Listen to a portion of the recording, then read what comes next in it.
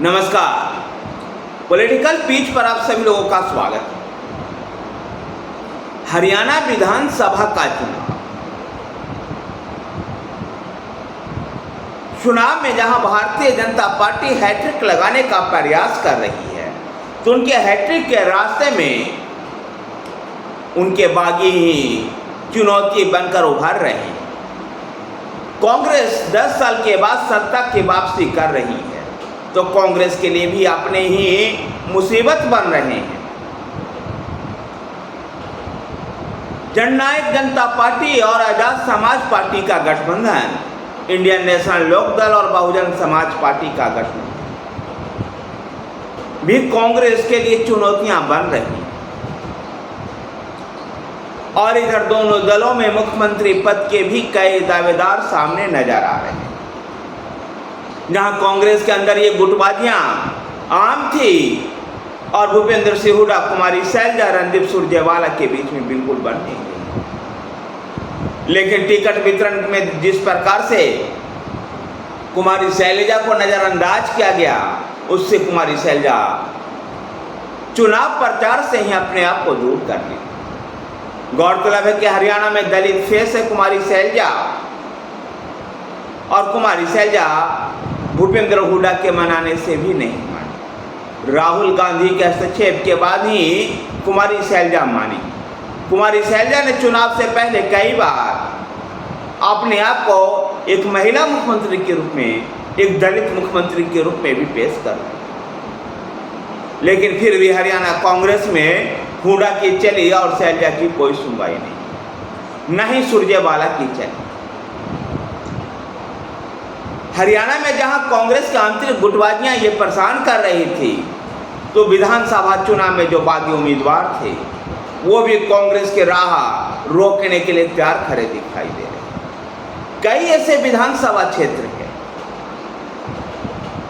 जहां पर ये बागी कांग्रेस को नुकसान पहुंचाते हुए देख रहे हैं। ऐसे में अगर 5-10 सीटों का अगर ये फासला हुआ, तो सत्ता का खेल ये बिगाड़ सकता है। तो भारतीय जनता पार्टी के सामने भी यही मुश्किलें हैं। मुख्यमंत्री नायब सिंह सैनी है, केंद्रीय नेतृत्व नायब सिंह सैनी के नेतृत्व में चुनाव लड़ने की बातें कर रहा है, लेकिन उधर राज्य के वरिष्ठ नेता अनिल विज ने भी अपने आप को दावेदारियां जता दी है, और उन्होंने कहा था कि वरिष्ठता के आधार पर उनकी दावेदारियां बनती है और विधायक बनने के बाद वो अपनी इस दावेदारी को जताएंगे भी। तो उधर दक्षिणी हरियाणा से राव इंद्रजीत सिंह ने भी अपने आप को मुख्यमंत्री पद के दावेदार बताया। भारतीय जनता पार्टी के लिए बागी जहां चुनौती मान रहे हैं, तो ये मुख्यमंत्री पद के दावेदार भी कम चुनौतियां पेश नहीं कर रहे। जहां भारतीय जनता पार्टी को 10 साल का इंडियन इनकम्बेंसी का भी सामना करना पड़ रहा है, ऐसे में भारतीय जनता पार्टी के लिए मुख्यमंत्री पद के दावेदार और अपनी बागी हैट्रिक लगाने से रोक सकते हैं, और ऐसे उम्मीदें दिखाई दे।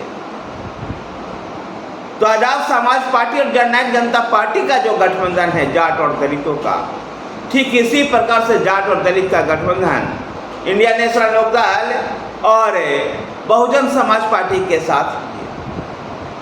ऐसे में इस गठबंधन का खेल को भी देखना दिलचस्प होगा, और ऐसा कहीं ना हो कि यह गठबंधन निर्णायक स्थिति में हो हरियाणा की, हरियाणा के सत्ता की चाबी इन्हीं गठबंधन के हाथों में हो। फिलहाल हरियाणा में विधानसभा का चुनाव जारी है, जहां प्रधानमंत्री नरेंद्र मोदी 2 रैलियां कर चुके हैं, तो राहुल गांधी भी हरियाणा के चुनावी मैदान में उतर। आरोप प्रत्यारोप का दौर जारी है। इस दौरान जो इस तरह की जो समस्याएं पैदा हो रही है हरियाणा के राजनीति में, निश्चित रूप से भाजपा और कांग्रेस के लिए परेशानियां बन सकते हैं, और यह परेशानियां दोनों ही तरफ है। देखना दिलचस्प होगा कि हरियाणा का मतदाता